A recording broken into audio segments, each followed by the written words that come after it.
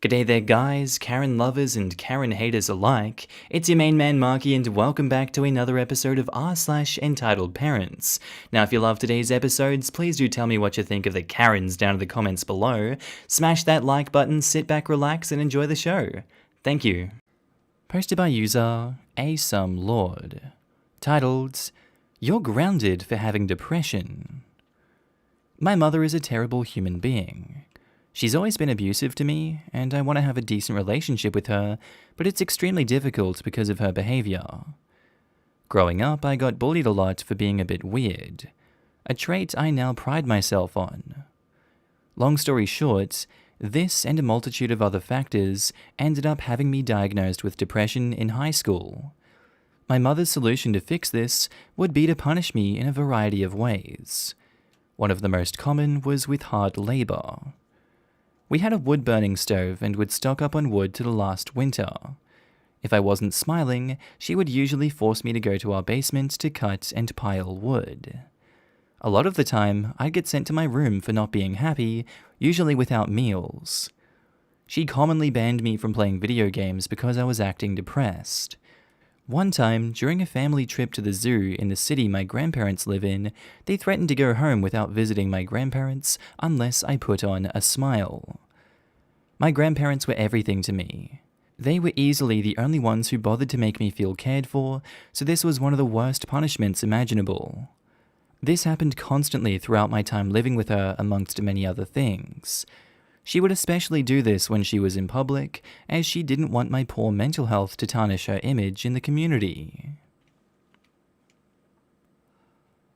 Posted by user FatmanXXL.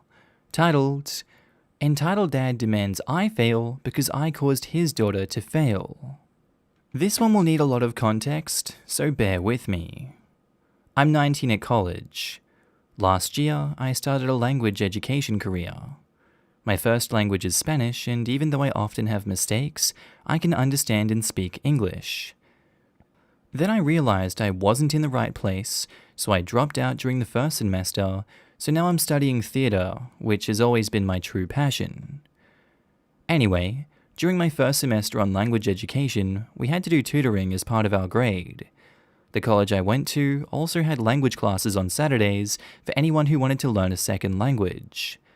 This college only allowed people on their language education's career that had either completed the Saturdays course, that depending on your progress can last up to 8 years, or that may prove they can speak at least 2 languages by a written and oral exam. So I was doing tutorings for English speakers that struggle in their Spanish lessons. One of my tutees was an 18-year-old girl who shunned by her absence. She didn't show up, not even once, and never gave me a heads up or explained afterwards why she didn't. I just reported with my teacher that she didn't appear, then reached out to her to reschedule the date of our meeting and called it a day. We were given our tutees or parents' contact to set up the day and hour of our meeting within the college facilities, then the teacher assigned a class for the tutorings and had a full report of all tutorings we had to do. Nothing of interest happened until a few days ago. I received a call from a number I didn't recognize, and as the dumb boy I am, I answered. I said, "Hello? Who's this?" And ED says, "Are you my name?" "Yes, I am. What can I help you with?" Working on retail has already taken its toll on me. "It's your fault that my daughter failed her exams." "Excuse me? I don't know what—" "You tutored my daughter, and she didn't learn anything from you. You sabotaged her and made her fail. I'll report you to your teacher and make you fail too." "Sir, I dropped out last year." "That's because of your incompetence. Then you have to pay me for wasting my time taking her to your classes." "Sir, who's your daughter?" "I'm not telling you anything." "Listen, I need to know her name to give it to my ex-teacher so he can tell you about my tutoring with her." And ED says the daughter's name. "Sir, she didn't show up once to—" "Don't you dare lie! I took her to tutoring every time you summoned her. I want to talk to your teacher right now." I guess he forgot I told him I dropped out.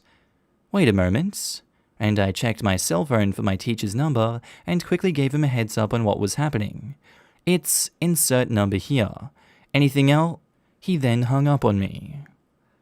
A while later, my teacher informed me of how rude the parent was with him and how he complained of me saying I've been rude to him, and I lied telling him his daughter never did tutorings with me and demanded I had to fail this semester. The teacher explained that I dropped out, then showed him the empty reports of her tutorings and explained to him that her daughter and I never met. He told me that after he sent him the reports, the dad stayed silent for like 20 seconds and then hung up on him. So I guess I won't fail at the college that I don't attend. Edit. I meant I'm studying theatre right now. I tried to sound it out and failed miserably. Posted by user BaconLover12345. Titled, Entitled Parent Lets Kid Hit Car and Claims It Was Our Fault. I only got the story from Mum on the way home from school today. So I am me, LB is little brother, M is Mum, and Entitled Mother is you know who. So Entitled Mother let her kid hit the side of our car. It gave a crease and took the paint straight off. I then got in, and Mum was in a bad mood. May I mention, it is my parents' anniversary. Mum wants to exchange info, and Entitled Mother doesn't have it. She calls the police, who refuses to show up because she banged the car and cursing in front of a child, even though Mum said, "Are you kidding me?" is not a federal offense, technically. The police soon said to get the info and trade. That is all we needed to do. Entitled Mother reluctantly got the info she needed from her husband. I was entertaining little brother while this was all happening. We got home, Mum told Dad the story on the phone, and I wrote this. The end. Posted by user Nerdy Girlfriends. Titled, Mother Takes Out Phones in My Name, Calls Me a Beer When I Return Them. I have so many stories about my family. Let me know if you want more. Here's some background about my family. I am a middle child with an elder sister and younger brother. My sister had issues of her own as her biological father took off before she was even born, so my father stepped in. They just recently signed adoption papers as his mother didn't approve of it. No, I'm not jealous. I have always supported the idea, asked father why he didn't just do it, but he always blamed it on our grandmother. I was so happy for them when I got the news from my mother and felt really down as father and sister didn't speak to me, so I couldn't congratulate them. Brother has autism and has slight developmental disorder. He also had to spend a few weeks in the hospital just after he was born due to some things that hadn't developed properly. He needed a lot of attention, help, and assistance during his childhood. So naturally, I, as the middle quiet child, had to stand aside as sister screamed for attention any time I tried getting some from our parents, and brother needing the attention. I have no idea why sister hates me still to this day. She has never liked me and never really told me either what I've done wrong. Backstory. This episode happened after I moved from father to my now ex-boyfriend's family. I was seriously depressed and had trouble with anxiety, and my ex's family noticed and welcomed me to try to help me some.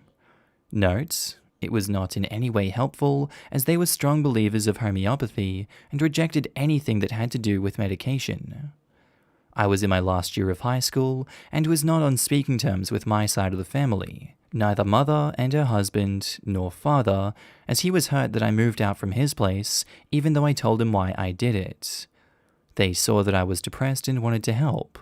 My family denied whenever I tried seeking help from them. Enough rambling. Here is the incident. One day I came home to find a letter from the postal office that I had packages to pick up. I couldn't remember ordering anything, so naturally I was confused. When I went there to pick up the packages, it turned out to be 2 mobile phones with subscriptions, ordered by Mother. For Mother and her husband, in my name, without my knowledge or consent. I took this up with the post office worker, and I said, what should I do? She said I should return the packages and call the company the subscription had been taken out in. So I returned the phones. I didn't need them. I called the company and explained the situation to them. They were really helpful and helped me cancel the order, and they also told me that if I ever got an order in my name, they would call me and confirm first before they sent it out. They also told me I should call the police, so I did and filed a report for identity theft, and I suspected that the culprit was my mother. A few days later, Mother called me and asked me if I had received 2 packages. She didn't say what was in them or anything of the like, just casually if I had received anything, as if she had surprised me with a gift or something. I said I had received 2 phones, but I returned them. Mother exploded. She said the phones were for them and that they really needed them as they currently were in debt and couldn't buy their own. I said calmly that I did not approve of them using my social security number without my consent, and that I had called the company to cancel the subscription, and that I made a police report for identity theft, not saying I made it on her. She started cursing at me, calling me names, and said that I was a selfish, stupid bear. She demanded that I should pick up the packages and give them to her. I said no. She kept screaming and calling me names, said that since I was her child, she had the rights to use my social security number as she saw fit, and I had no right to report her to the police for using it, and it's not identity theft. She needs the phones and she was going to tell me eventually. So she basically admitted to the crime. I just told her that if she didn't stop this, I would not hesitate to report her to the police for harassment. She kept screaming, so I just hung up. I threw my phone so hard on the floor after the call that my classmates, I was at the school during recess, looked at me worried and wanted to know what happened, as I had kept my cool during the call. I just ran away and locked myself in one of the toilets outside our classroom and broke down. I had a panic attack during period, so I skipped class. There was no way I could focus on anything, and my classmates had explained to our teacher what happened outside, and teacher was an angel.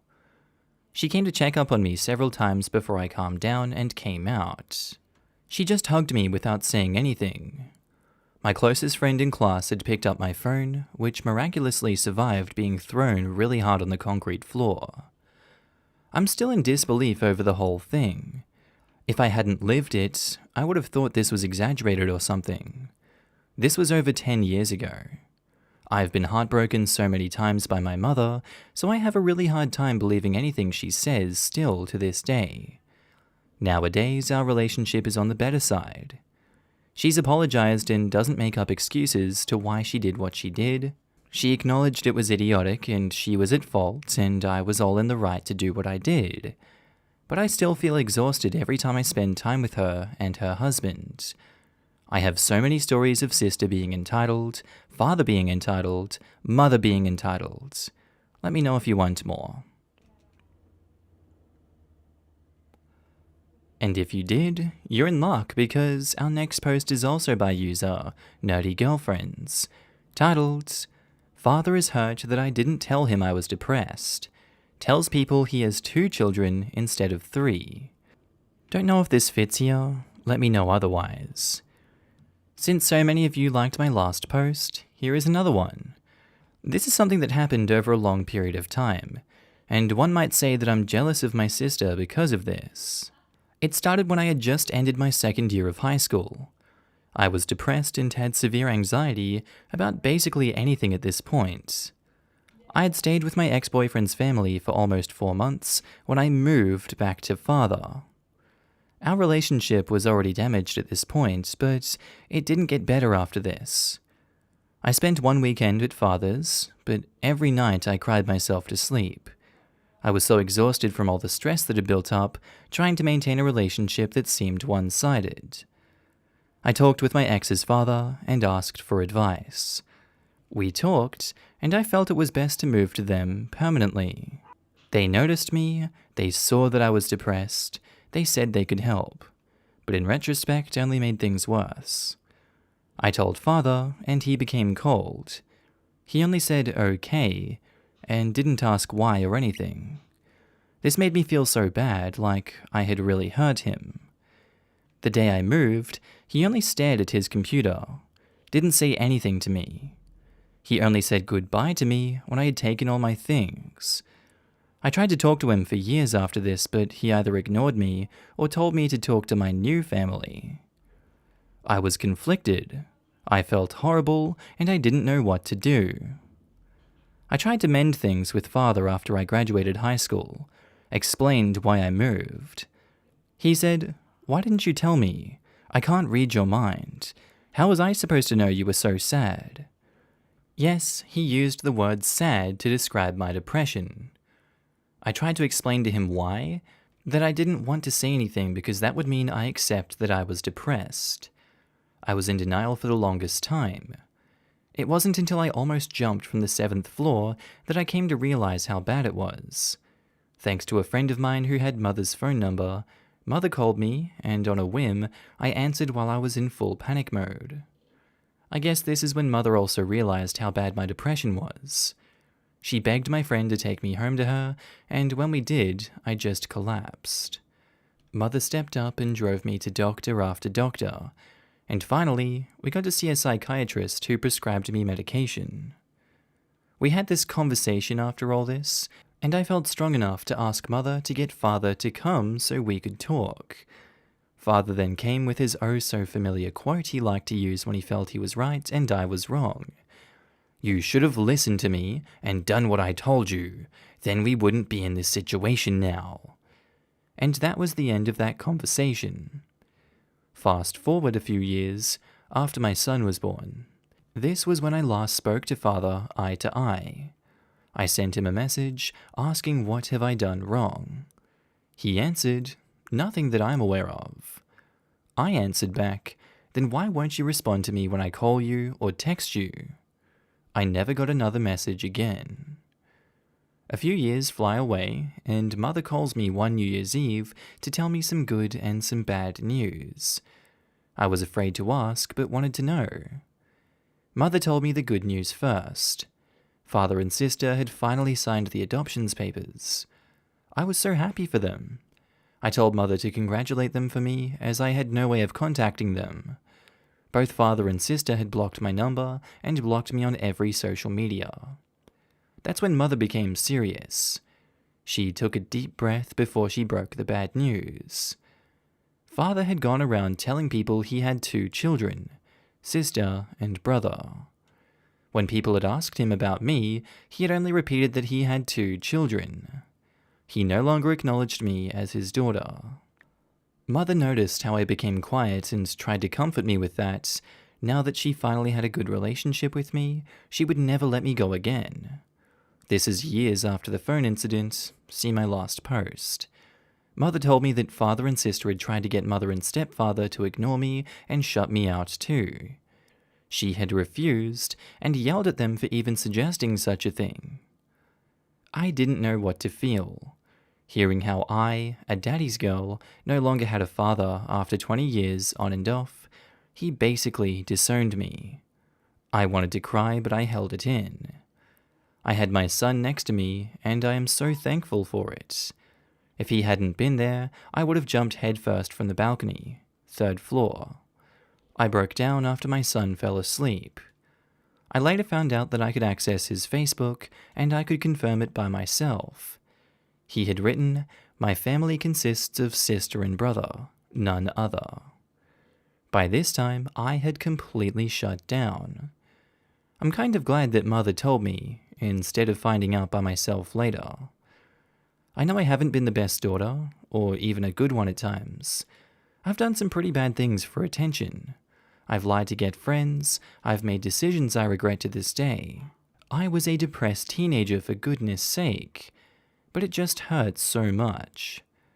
5 years has passed since this, and when I visited my mother and met father, they lived in the same town, he ignored me. He acted like I wasn't there. He turned his head when he saw me, turned his back at me, or only answered my greetings out of hateful politeness.